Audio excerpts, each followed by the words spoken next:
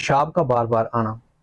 पेशाब का बार बार आना यानी कि पोलीयूरिया। पोलीयूरिया एक मेडिकल की ऐसी टर्म है जो 24 घंटे के अंदर 3 लीटर से ज्यादा पेशाब का आना, और इसके अलावा फ्रीक्वेंसी, यानी कि फ्रीक्वेंसी का मतलब, ये मेडिकल की टर्म है, इसका मतलब है कि पेशाब का बार बार आना।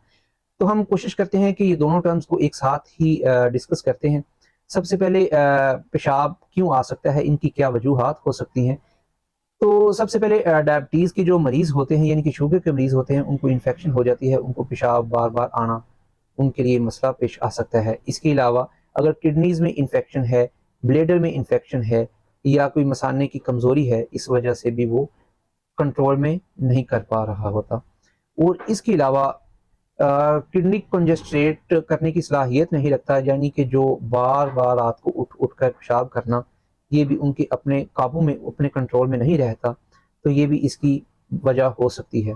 उसके अलावा प्रोस्टेट प्रॉब्लम्स ये मोस्टली मेल्स में पाई जाती हैं, और ये उस वजह से भी आप पेशाब का बार बार आना, ये भी मसला दरपेश आ सकता है। इसके अलावा मेडिकेशन का इस्तेमाल, यानी कि बेतहाशा इस्तेमाल, यानी कि कोई भी मेडिसिन अगर आप ज़रूरत से ज़्यादा इस्तेमाल करेंगे, या कोई आपको कोई मसला ही ऐसा बन गया है कि आपको मेडिसिन का ज़्यादा इस्तेमाल करना आपकी मजबूरी बन गई है, तब भी आपको ये पेशाब का बार बार आना मसला पेश आ सकता है।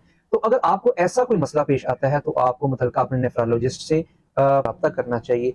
ये हम बात करते हैं कि इसको डायग्नोज कैसे किया जा सकता है। सबसे पहले यूरिन कल्चर, यानी कि एक यूरिन टेस्ट होता है।